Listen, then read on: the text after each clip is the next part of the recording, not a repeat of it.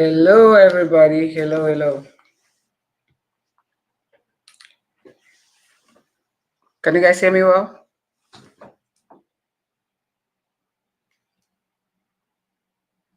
Okay. I can see the heart. Yes, yes. Okay. So tell me, where are you watching from? Just so we know where people are. This nice warm evening in Chicago.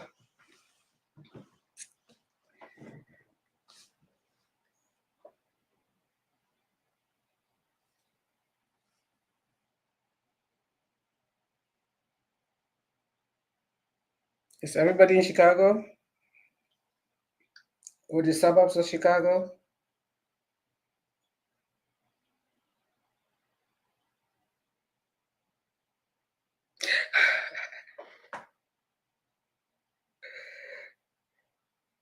Watching that's so funny. You're watching from Batigo. Hi, Kelly.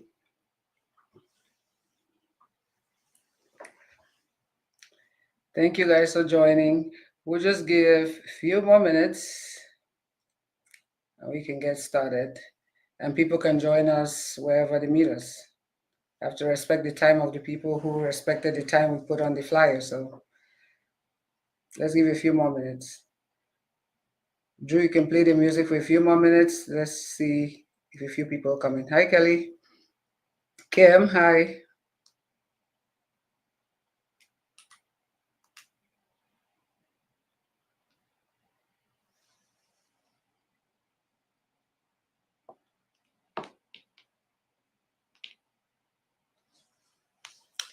Drew, you want to play the music a little bit? Let's give it just a few more minutes. Then we can go get started.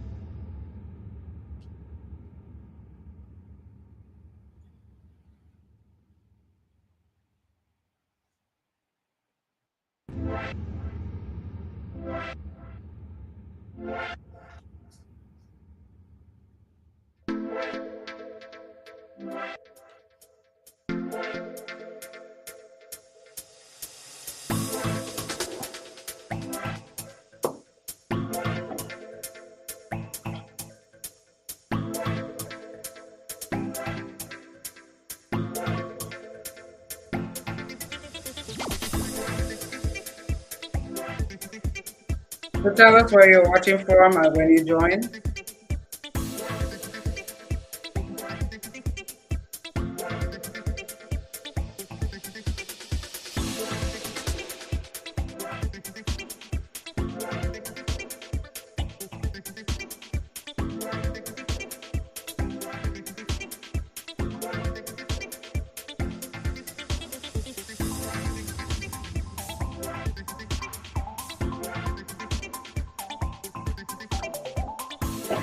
All right, Drew, I think we'll get started.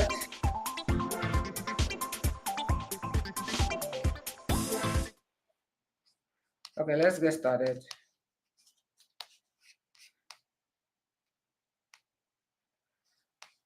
Thank you, everyone, for making the time to join. I know there's a lot going on, people are busy, but I just want us to get together and start talking about issues that are important to women, women's health that is being overlooked by the healthcare system.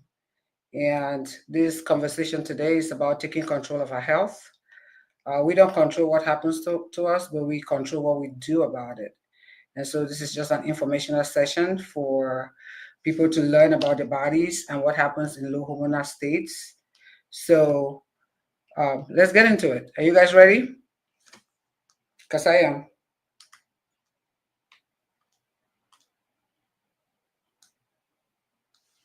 Okay.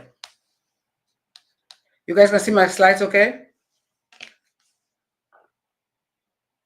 All right, ready. Okay. All right, so take control of your health. What is all this about? So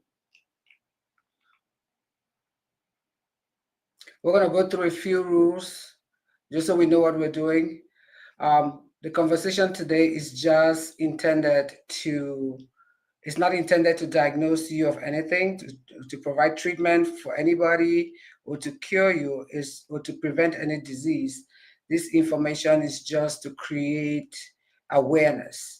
And so we're not creating like a patient-doctor relationship in any way. It's just providing information so you can be inspired. You have information you need when you have conversations with your doctors. You can be proactive in the health decisions that your doctor makes for you. So this is just to support you. And we will leave questions at the end, just so we can go through the material we have today. So everyone has the opportunity to hear it. And then at the end, if you have any questions, we can go through it. Okay? All right. So why are you here? All right. If you don't mind putting in the chat, which one of this applies to you? Why are you here? Just put number 1, 2, 3, 4, 5. Why did you want to listen to this conversation today? Just put your number in the chat, and I'll tell you why I started talking about this conversation. If you're here because you have no symptom, you have symptoms that are unexplained, you can put 1. If you're here because you have not sought any treatment, you can put, you know what it is, but you have not sought treatment, you can put 2. If you're here because you're receiving treatment but it's not working, you can put 3. If you're here because you feel healthy, you just want to learn, you can put 4. And if you're here because you sought treatment and you feel dismissed, or it just wasn't a good experience, you can put 5. I just want to know what motivated you to spend your evening with me.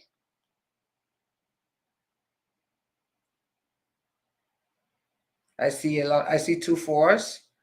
So a lot of people are just healthy and they're curious. That's great. I think it's a great place to be, to learn. So if you get there, you know exactly what to do. Some of us didn't have that information. For one, I'm here because I fall in number 5. I was feeling things, I sought treatment, but I never was getting any answer that could really help me or address my issues. So I felt dismissed, and I left my doctor's appointment disappointed because I wasn't getting the answers or solutions to my problems. So I'm glad you guys are number 4. You're healthy and you just want to learn. Okay, so the objectives of our talk today is to understand what is the difference between perimenopause, menopause, or post-menopause. We always just say, I am in menopause, I am in menopause. We need to learn the difference today so we can use the right terminology when we talk about it, depending the stage where you are. Okay, how do you know that you're in menopause? What are the health effects of low hormonal states in our bodies? What kind of labs do you need to have to get a good evaluation of what's happening with you? And I'll tell you a little story about this. When I went to see my doctor and I was complaining about random symptoms, and I said, am I in menopause? And my doctor said, no, you're not in menopause, but I can do some labs. She only checked 2 things to prove to me that I was not in menopause, even though I was having my period. And now I know it didn't make any sense to even say that, but she only checked 2 things. There are a whole host of labs that need to be checked if you want to get a good assessment of what is happening with your health. So we'll talk about that, and you'll leave from here knowing more. Okay, what are some non-hormonal versus hormonal replacement therapies that you can do to help yourself? And we'll talk about bioidentical hormones. What are they, and all the things you've heard about it, we'll discuss that. So that's the objective for our talk today. So is it really menopause? Like I said, we talk about menopause all the time. I'm in menopause, I said that all the time, but is it really menopause? So there are 3 stages, right? When we are born, as women, we mature, we go through puberty. Then when we get to around 35 for most women, I'm sure there are people who have had it sooner, but around 35, we start experiencing some changes, which is due to our hormonal levels. Our hormones start fluctuating, and then things start happening. Your body starts betraying you. So one of the first things women realize is their menstrual cycle becomes irregular. So you either have heavier periods, or the time between the periods are shorter, or just it's more painful than usual. That's usually the most common things for most women when they start experiencing the changes. And note that pregnancy is still very possible at this stage because you can miss your period some months and then it comes back. It's just that up and down experience that most people have. So that is perimenopause because you're still having your periods. You might miss some months, but you're still having your periods. Then the next stage is menopause. So menopause is one day in your life. I learned that and I was like, wow, all my life I've always said menopause, menopause. It's one day. So when your period stops, so if you have daughters, you have to teach them to track it. When your period stops, the 365th day or 12 months after your last period is considered your day of menopause. Average age is around 51, 52 for most women. Of course, it's different for everybody. I know women who are still like 59 and still having their periods. So, but that's the average age. So menopause is one day. When you have that a big one day, you go to sleep, you wake up the next day, you're in post-menopause. So many women spend more than 30 years of their lives in post-menopause. We live longer these days, 80s is common, 90s. So that is post-menopause. So that's where many people fall. So now that we know the difference when we're talking about it, is am I in perimenopause? Am I in postmenopause? You know when you're in menopause because you got to track when is your 365th day or 12 months during when you had your last period. And one thing to also remember is you can go 6 months without your period. Then you have a period. You have to start counting again. That 6 months does not count. You have to start over again. It has to be continuous, 365 days without your period to be considered menopause. Are we good? Okay. Hi, Amber. Okay. So why do I feel qualified to talk to you guys today about this? What gives me the guts to come here and talk to you guys about this? So I know that I am prepared to talk about this conversation in many ways. I am prepared professionally as a doctor of nursing practice. I have a master's in public health. I am certified as a functional bloodwork specialist, and I am certified as perimenopause menopause coach. I carry many roles. I wear many hats in my life. I am a wife. I've been married for over 22 years to my wonderful husband, Dr. Oben. I am lucky and privileged to be a mother to three beautiful daughters. I am a professional as a nurse practitioner, as a director of a health plan, and I am a friend. I don't have my parents' picture on here, they're still living. I am a daughter. I have siblings. I am a sister, I'm a friend, and I am enemy to a few. So I have many roles that I play in my life, and perimenopause is something that kind of disrupted that a little bit because it changed a few things about me that I couldn't play these roles. So as you see, when we get in our 30s, 40s, we have a lot of responsibilities, a lot of hats we wear. And you have aging parents that you're taking care of. You have young children in their teenagers who are very challenging. And then you are either at the top of your career or you are not at the top of your career and you're very worried about the fact that you are almost 50 and you are not where you want to be. So the stress mounts. On top of that, your body starts failing you. So that's why it's important for us to know so we can take care of ourselves, so we can do the things and be there for the people who depend on us. So, as I said, my why, my own experiences. I was in my late 30s and I just remembered I had heavy periods. And as a nurse practitioner, the only thing that kept coming to my mind is I have uterine cancer. That's the only thing we're taught in school, like bleeding, abnormal bleeding, check for cancer. I was convinced I had cancer. I went to my doctors. I had multiple ultrasounds done. And I remember even begging them to do a hysterectomy so I did not have to experience this. And they were like, there's no reason to do that. I couldn't sleep. I wasn't sleeping well. At 3 o'clock, I'll be up, and then that's it. And so if I'm not sleeping well, of course, I'm agitated. I am not just a nice person to be around. And all these symptoms, I didn't know they were perimenopause. In no time did I think I was in perimenopause or did my doctor say that. And when I asked them, am I in menopause?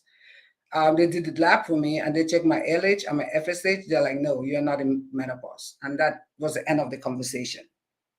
So I left disappointed. I felt dismissed. I felt not supported. And that's why I want to normalize this conversation. I am blessed with 3 daughters. My youngest is 14. I'm already talking to her about perimenopause, menopause. So when she gets there, she's going to recognize that's what it is. And there are things I can do about it. Okay. So again, my mission is to normalize this conversation. Women are struggling in silence, but we don't feel comfortable talking about it. When I started talking about it with my friends, and then they're like, you too? Oh yeah, me too. I have this, I have that. And so I told you what happened when I was in my early 30s, but as I got into my 40s, because I'm in my 40s now, I had more symptoms. My symptoms now were I have low libido. I'm going to tell you because I want you to be comfortable talking about it. I had low libido. Again, I've been married. You saw my hot husband, and that was impacting our relationship. I have vaginal dryness, which is not comfortable. It makes sex a chore. So there are nights where I'll be like, it's 11 o'clock, it's bedtime. I'm going to go start cooking. I'm going to start cooking so he can fall asleep. Or I'm going to start a fight so we can just sleep and you face the other direction, I face the other direction. I'm in my 40s. How long am I going to do that? So I had to seek solutions. So I don't know what you're experiencing. Every woman experiences something different. There are many, many signs and symptoms of perimenopause, menopause, and many women experience different things. I know everybody thinks menopause, perimenopause, post-menopause, hot flashes, night sweats. That's just 2 of I think some people say like almost 100 symptoms. That's just 2. So we need to know there's more. There are more things that happen to our bodies. It's not just hot flashes, night sweats. Okay. So what are the root causes of disease? I love talking about the root causes of disease. Remember, I told you I'm a functional medicine certified person and for blood work. And so it's always about why. Why do we have why do we have disease? So the most common reasons we have disease is either inflammation, we have toxicity or nutrient deficiencies.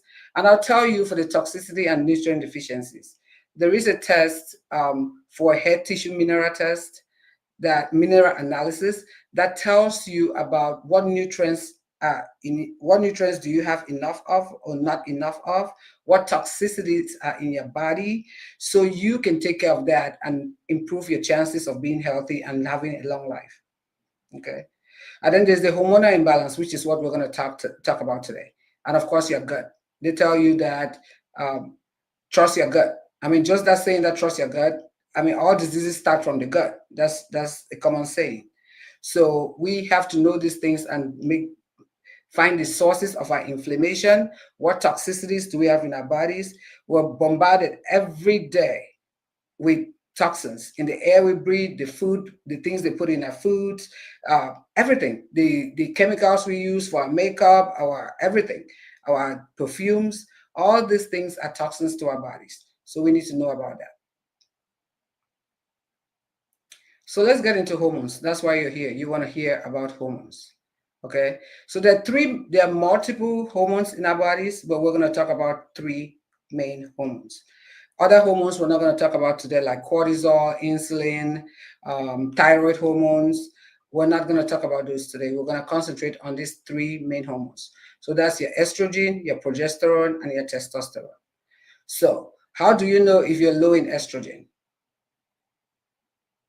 The hallmark of low estrogen is hot flashes, night sweats, vaginal dryness, mood swings. You can see there are many more things. And then you have bone issues because your bone becomes very porous. That's why we have fractures. Women have osteoporosis. And then there are other symptoms that overlap. Brain fog, fatigue, joint pain, like you hear about your shoulder freezing. Women have hip pain, knee pain, all those things. Dry skin is a lot that happens in your body when your estrogen is low. Let's talk about progesterone. Progesterone is the Ativan of your body. It calms you down. So when you're having sleep disturbances, you're not sleeping well, think about your progesterone. When you're anxious for no reason, when you have heavy irregular periods, brain fog, and bloating and water retention for no reason, start thinking progesterone. And testosterone is one that women don't know that they have testosterone. How many of you didn't know that our bodies make testosterone? We always think testosterone is men, is for men. So our ovaries make testosterone as well, not as much as men have it in their body. We have just enough of it to help us with a lot of things. So when you're fatigued, you're just tired and there's no other cause. You have low libido, think testosterone. Okay, you have fat in your abdominal area. That's one of the things most women notice. Just like I've not changed my lifestyle or my eating habits, but I just know that I have the fat in my stomach and it's not going anywhere. Think testosterone. Thinning hair, think testosterone. So you can see some of the symptoms overlap. But there are many more symptoms that is not on here. These are just some of the common ones that I put on here just not to overwhelm you. But these are the three main hormones we're going to talk about today. So I put this picture here just to help you see how the woman's body is being ravaged when you don't have enough hormones. Hormones are brain protective. See what's happened with your nervous system. You become forgetful, you're moody, you're depressed, you're agitated. Migraines, all those things happen when you don't have enough hormones. Hormones are skin protective. You have skin dryness, your hair. So look at all the things that happen when your hormones are low. Hormones are heart protective. Look at where your insulin is. You have insulin resistance. Your cholesterol becomes high. You have your triglycerides. Everything becomes abnormal. You have fat around your liver, because remember we said women have fat in their abdomen. So that's why many women end up with silent heart attacks. Women have more heart attacks than men because we have all these issues going on in our hearts or in our systems that impact our heart. Okay. Look at the weight. We talk about weight gain. For sexual health, we already talked about that. Decreased sexual desire. Many marriages fall apart because that distance becomes very apparent when you're no longer interested in sex. If you're married, sex is what holds the marriage together. Okay. And when you're no longer interested, or just the thought of having sex with your partner is like repulsive, or you just want to cry, know that you're heading towards trouble. A lot of women end up being incontinent. So there is that urogenital health as well. We end up having to use panty liners because you're incontinent. You have infections, vaginal dryness, itchiness. All kind of things happen when we have low hormonal states. And of course, we talked about the musculoskeletal system, your joints, your shoulders, your hips. And I have a friend who always complain about hip pain. When they did x-rays, everything, nothing. It's later we're talking, she's like, it might be my hormones. And when she did a hormonal test, it was clear that it was her hormones. So I just want you to know these things when you're experiencing random things and your doctor is not telling you what it is.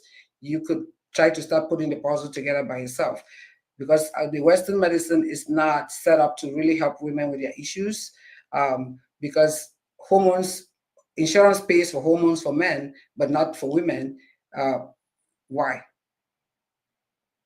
They don't make the right dose for women, which is a lower dose of testosterone, but men have a higher dose and is paid by insurance. But women, we have to pay use a compounded version of testosterone if we want to do that. So we need to be talking about it. We need to educate ourselves, and we need to force the system to take care of our needs. So I did tell you about lab evaluation. What labs do you need? This is the list of labs that you would need to your doctor to order if you want to have a good assessment for your hormones. Because it tests for inflammation, it tests for other essential vitamins like B12. All those things are important. Vitamin D and all that. Many people are vitamin D deficient, but they are not doing anything about it. I'm one of those. Again, I am a doctor. I'm prepared as a nurse practitioner at the doctoral level. My vitamin D was 17. I knew I had to take vitamin D, but it didn't really mean much to me until I started learning these things and the impact on my body.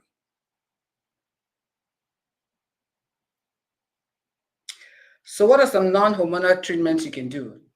I mean, you don't have to jump to medications as step one.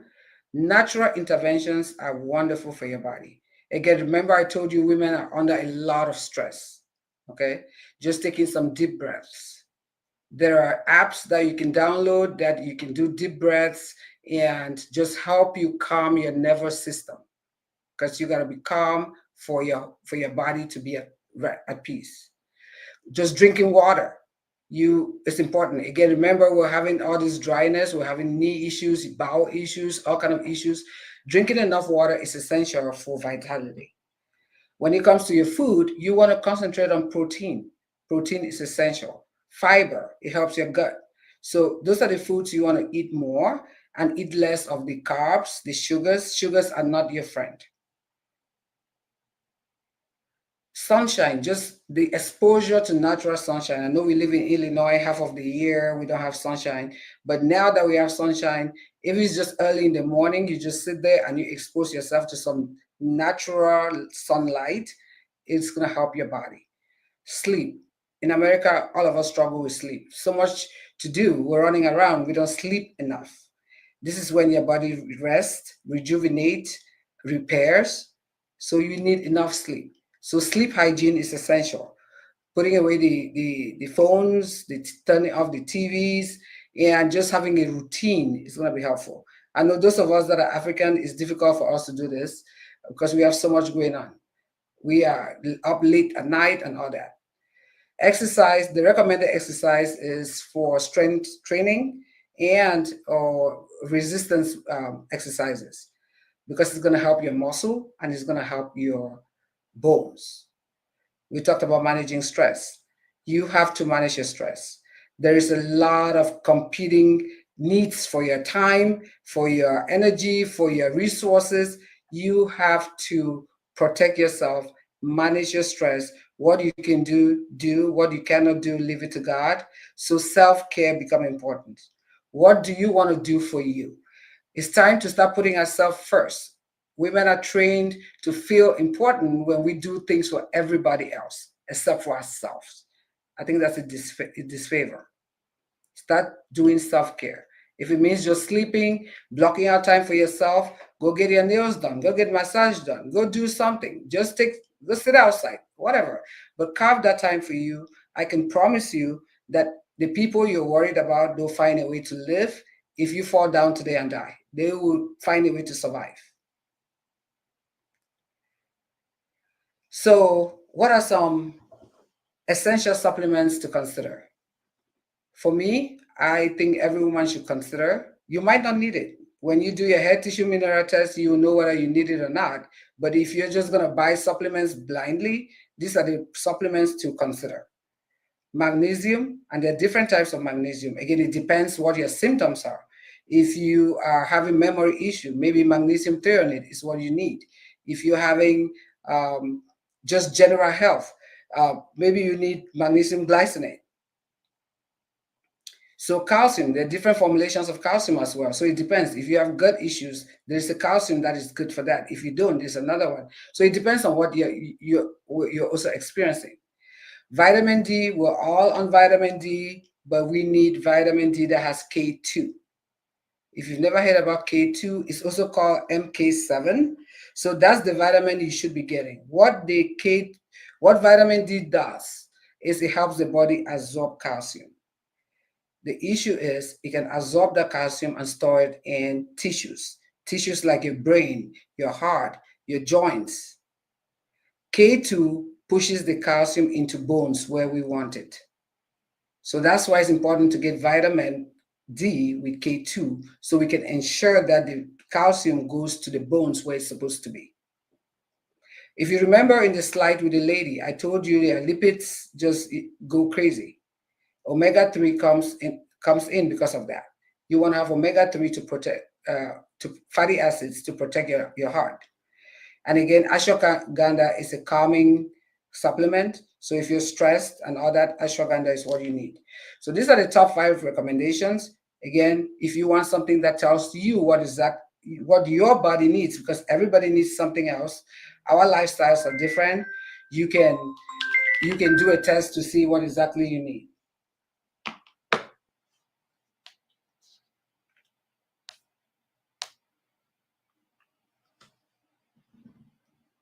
So let's get into bioidentical hormones. What is it? These are hormones that are made from things like yams and soy that are identical to what our body makes. So these are not synthetic hormones. So they're better for your body because they're bioidentical as suggested by the name. It comes in different formulations. It could be creams, it could be pills, injections, patches, pellets. Everybody will need something different. We're all different.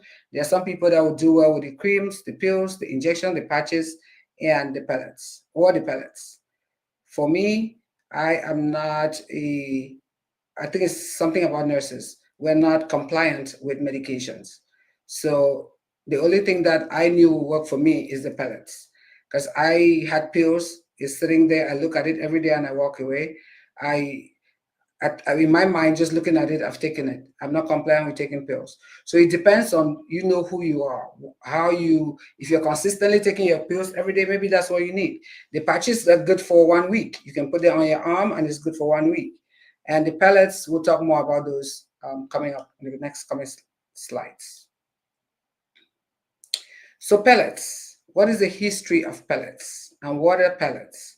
If you look at the picture, you see 2 little pills.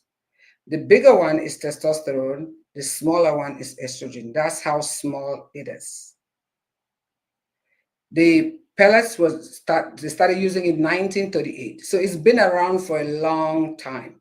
And the only reason we don't know more about it is because the pharmaceutical companies cannot make it because they cannot put a patent on something that is bioidentical. They can put a patent on it, so they can make money off it. Because if they come up with a formula, everybody can just copy it. They cannot put their own the science behind it. So it's been around for a long time. And in the US, they started using it making it in the testosterone pellet and estrogen pellets in 1946. But I didn't know about it until like last year when I started studying this stuff. So it's been around and women are using it. So again, it is bioidentical to our body. It is an implant. It is subcutaneous implant. So we put it in the fat of your butt cheek. That's how you do these pellets. And there's a study done about 2.5 million women are using it currently. So there's a lot of people out there using it. We're just not informed about what is possible for us. So you can look at it. The pellets, if you look at the purple line at the top, there's the pellets. The blue one is the patch, and then the orange one that is going up and down is the pills. So the way it works is the pellets, once you implant it, it releases small amounts every day without you having to do anything. I think there's this chef, Adri Lagasse, he used to say, set it and forget about it. That's the same concept with pellets. You don't have to do anything. Once you put it in, it stays there for 3 to 6 months. But the pills, you take it in the morning, your levels go up high. By the evening, it's worn down. So there is that fluctuation, which you might end up still having symptoms at some periods of the day if their levels are too low. The patch is in the middle, is more consistent than the pills. But you choose whatever you know is good for you, that works for you. But there are options. The creams, if you need like the estrogen creams, they're available. What you need to note is, let's say you have a husband, you use the estrogen cream, or your kids, and it rubs off on them, they're also absorbing it. So you have to be careful about that.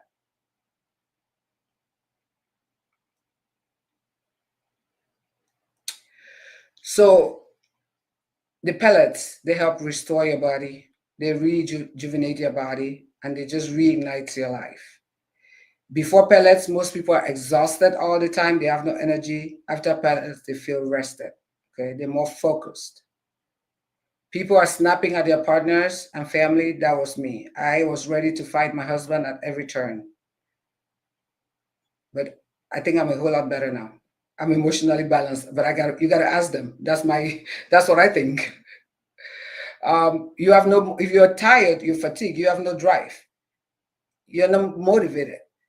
You lack confidence because your stomach is bigger and you don't know, you're trying everything, is not working, your clothes don't fit, you don't like the way you look, you're gaining weight. So you get your physical confidence and energy. Okay. People like me who couldn't sleep, you cannot be productive if you're not sleeping at night.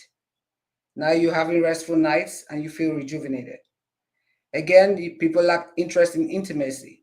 That destroys relationships and marriages fall apart.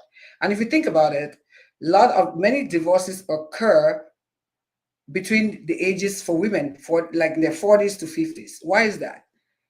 And the more I thought about it, I'm like, there must be some connection. There are many reasons why people have problems in their relationships. But once the intimacy starts going away, that you start drifting apart. Every little problem seems like it's a big issue. And we used to say that men have midlife crisis. Now I'm thinking probably they just reacted to us when we are not interested. They feel we're not interested in them. So I want to normalize the conversation about this.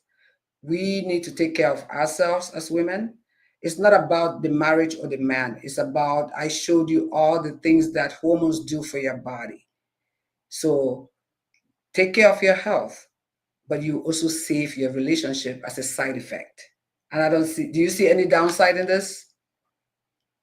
Put a yes in the chat if you see a downside in this, or put a no if you don't. Actually, do it the opposite way. Put a no if you see a downside in taking care of yourself and saving your relationships. And it's not only about the relationship with your husband, it's the relationship with your children, the relationship with your colleagues, the relationship with your family and everybody, your friends. If you don't have energy, you're not going out you don't have the energy to go out with your friends. So this is about saving your own self, but also saving your relationships.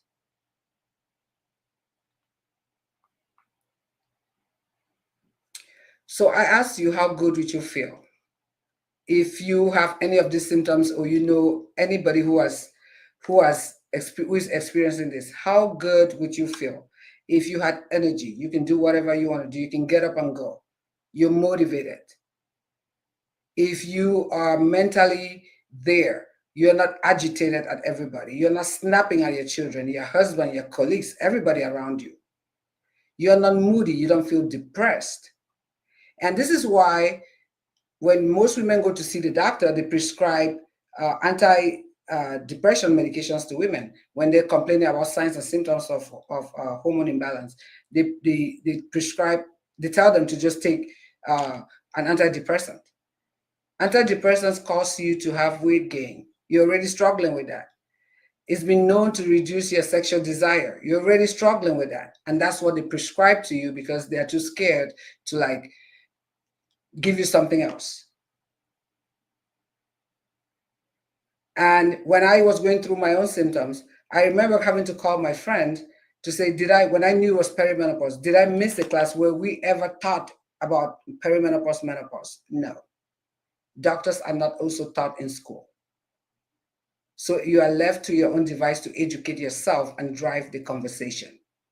If they were taught anything, is that it is bad for you. It's going to cause cancer. It's going to cause blood clots. But let me challenge you and ask you this.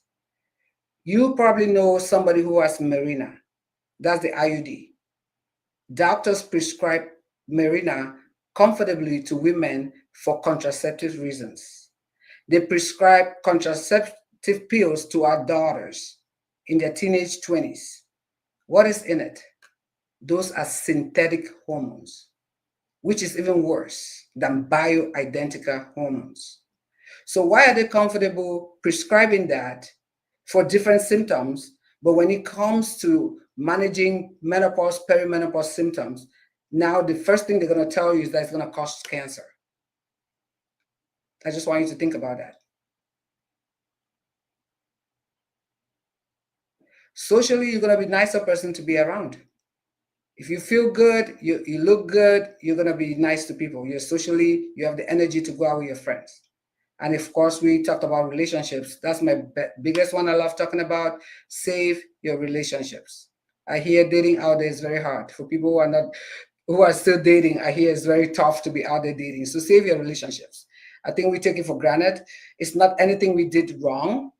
It's just the way it is. But we have that responsibility to do something about it.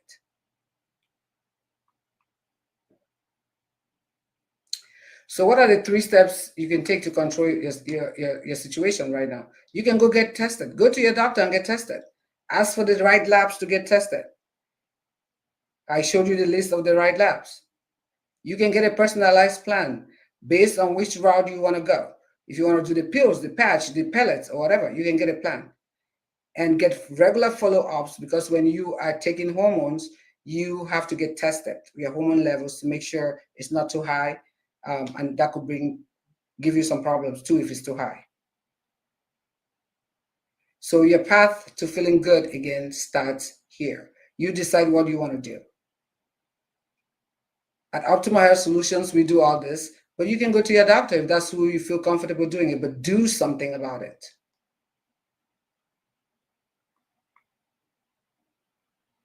So I always end all my conversations in that if you do not make time for your wellness, you will be forced to make time for your illness. I want you to read that again. You will be forced to make time for your illness. I work in nursing home spaces, a lot of women there with dementia.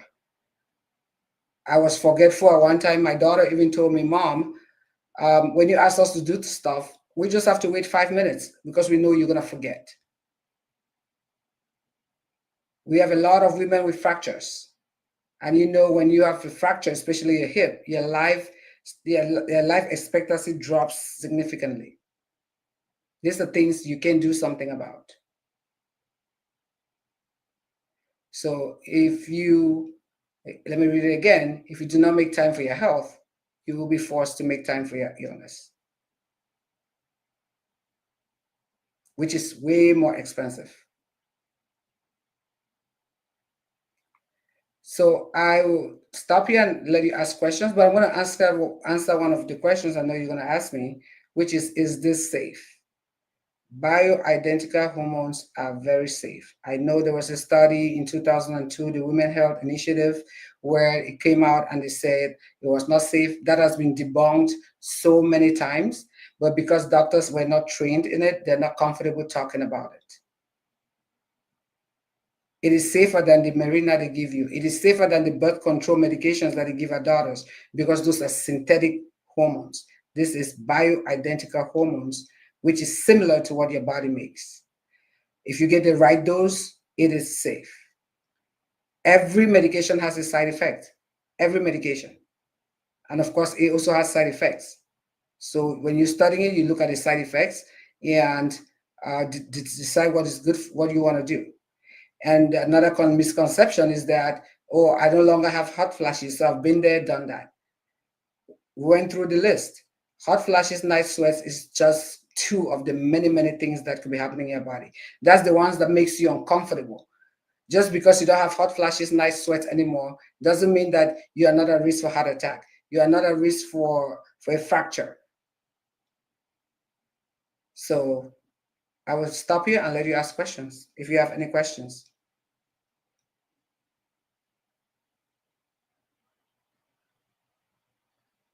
You can put the questions in the chat too if you're not comfortable talking.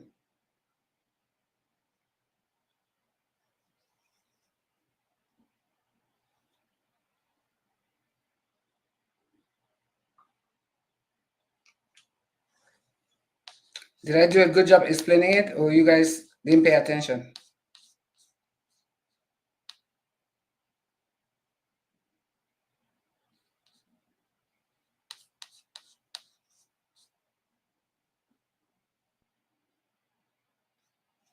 Okay. Seems like I did a great... Thank you, Rose. Seems like in the chat, they said I did a great job.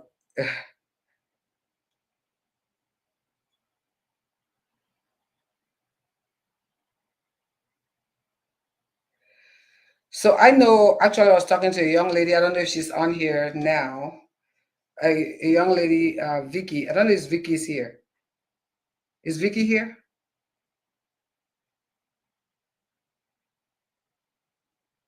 Okay.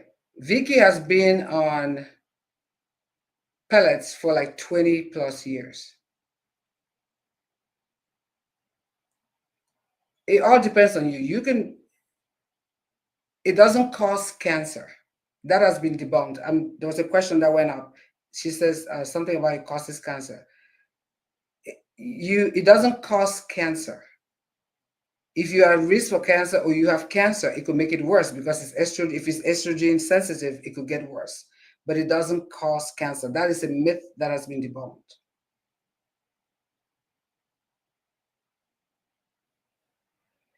The comments are going too fast that I can't keep up.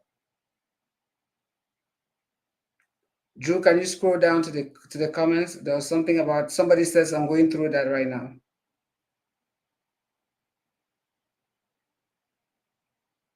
Yeah, many women are going through it. We're just not talking about it. Our mothers suffer through it, and it doesn't have to be the same for us. And the more I think about it, for those of us who are Africans, our grandmothers were so happy to go with their husbands and marry a second wife, younger wife. I guess they were probably in menopause and they're like, I don't want to deal with this anymore. Like, go get you somebody else to do it with. They didn't care. As young progressive women now, we don't want our husbands getting second wives. So we need to get our bodies together for us and then for them. Drew, can you scroll down? There were some comments that went by too fast. I didn't see it.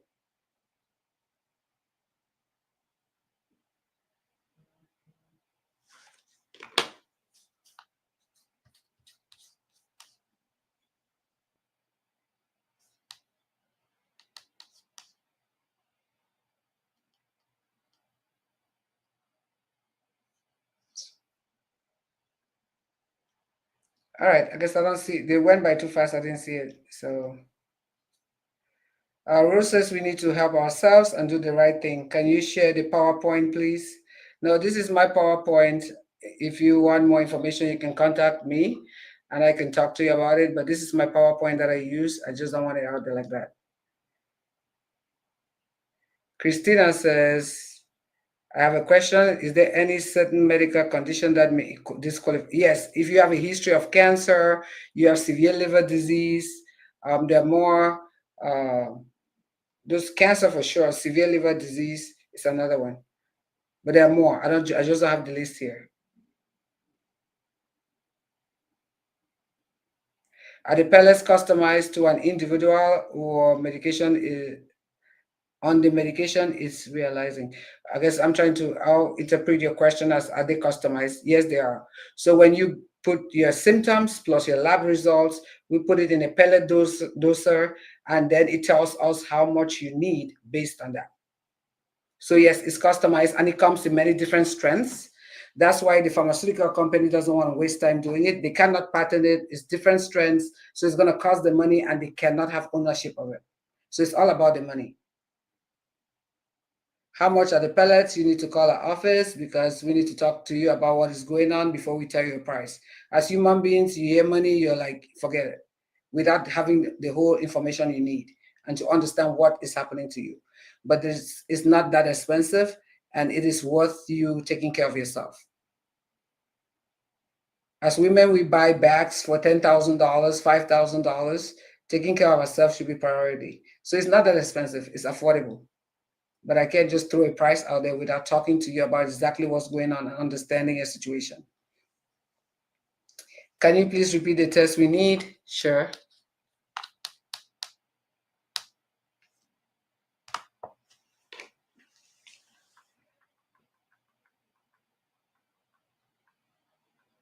There.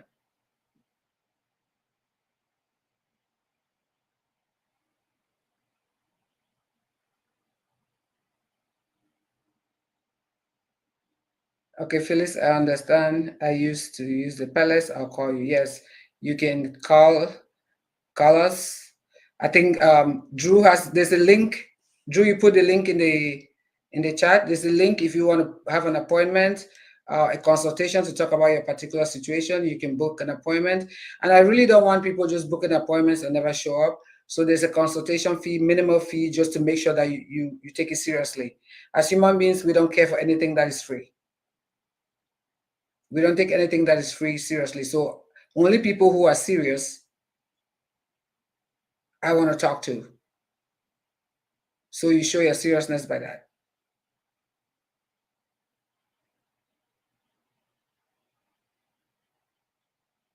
The list of the labs is on the screen right now, so it's right there.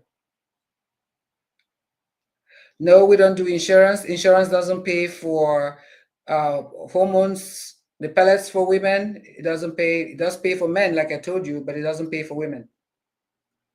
So that's why we need to educate ourselves and start talking about this and pushing our whoever we need to push so they can start taking women's health seriously. Insurance doesn't pay for it.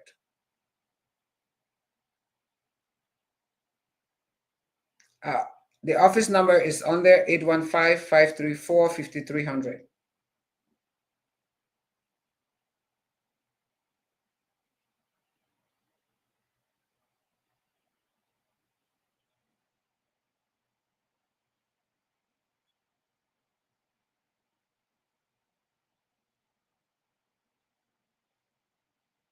I think if you're done with the questions, we'll call it a night. Unless anybody has any questions, I'll just wait one more minute. If you have last minute questions, we can talk about it.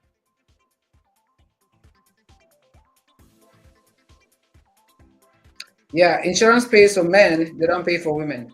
They actually make testosterone pellets or patches. For women, they have pills, you have to cut it. And it's a higher dose. You would think it would be easier to make a smaller dose because we don't need a lot. But there is no formulation for women. If you want it, you can get the male one, then you have to cut it, and then it's just not, it doesn't make any sense, but that's where we are.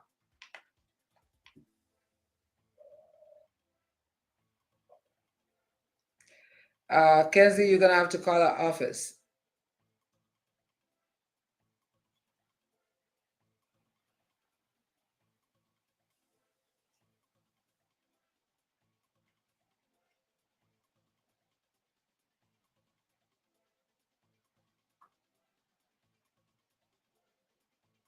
I want you to see the value, not the money.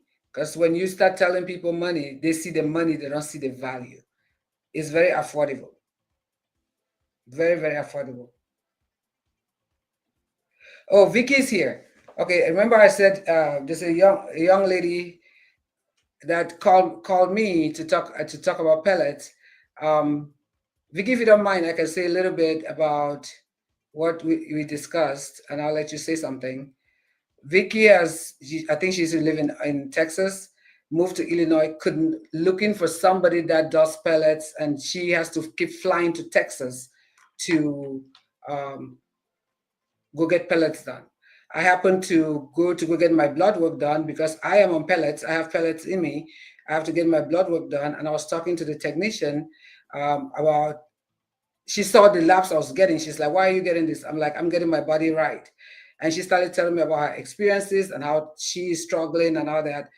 Gave her my card. And Vicky went there to get her blood drawn on the whole separate day. And they started talking, and she was expressing how she doesn't know anybody in Illinois or hasn't found a good place in Illinois. And that's how Vicky and I got connected, because my information was shared with her, and she called me, and we had a great conversation. So Vicky, if you're able to speak, I want you to say something.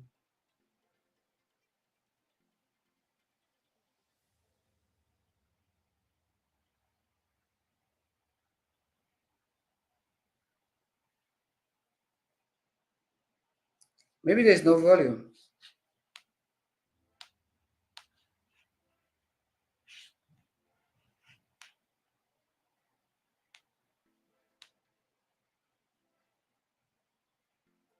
Drew, can you say something? Let me see if you can speak.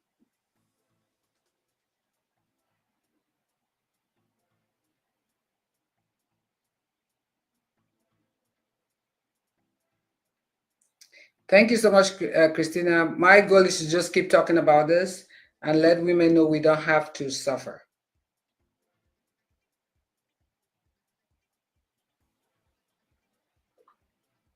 Oh, Vicky's on YouTube. Okay.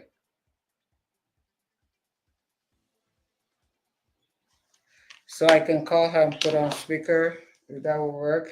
But I don't know if you guys can hear Vicky.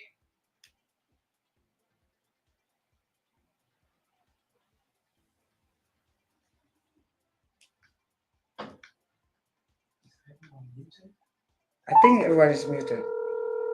I think people cannot speak. Oh, Hey, Vicky. hey. I have you on speaker. Yes, I'm really struggling. Just got power probably not too long ago, so I apologize to everyone. Can you hear me? Yes, they can hear you. You're on speaker, so they can hear you. Okay. So yes, you are correct, Sheila, Dr. Sheila. I've been getting pellets.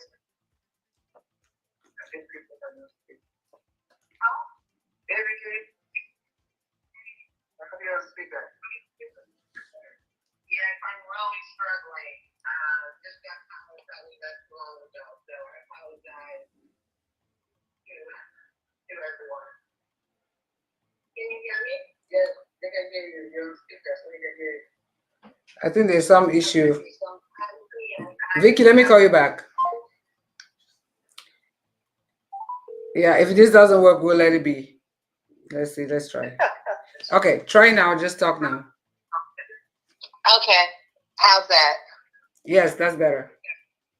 Okay, so yes.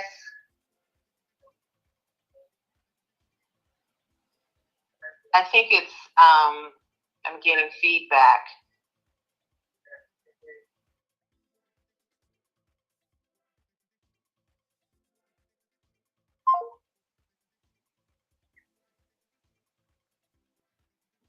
All right, it's not working. So let's leave it alone. But Vicky was going to talk to you guys about her experience. She's been getting pellets for over 20 years, and she just wanted to share a little bit about her experience and how pellets have really helped her. And I mean, she flew every 3 months to Austin to go get pellets done. That's how much it helped her that she wanted to continue doing that. But again, pellets is not for everybody. It's not for everybody. I just want you to have the information. Yes, she is calling me again.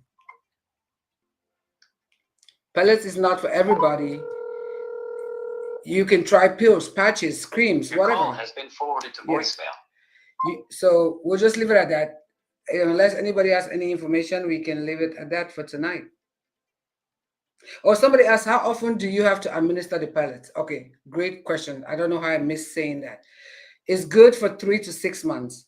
Now it depends on how fast your body metabolizes the pellets. Women who are very active exercise maybe every 3 months. Those of us who are very, very sedentary, maybe 6 months or 4 months. But average is 4 months. But it can last 3 to 6 months. That's the window.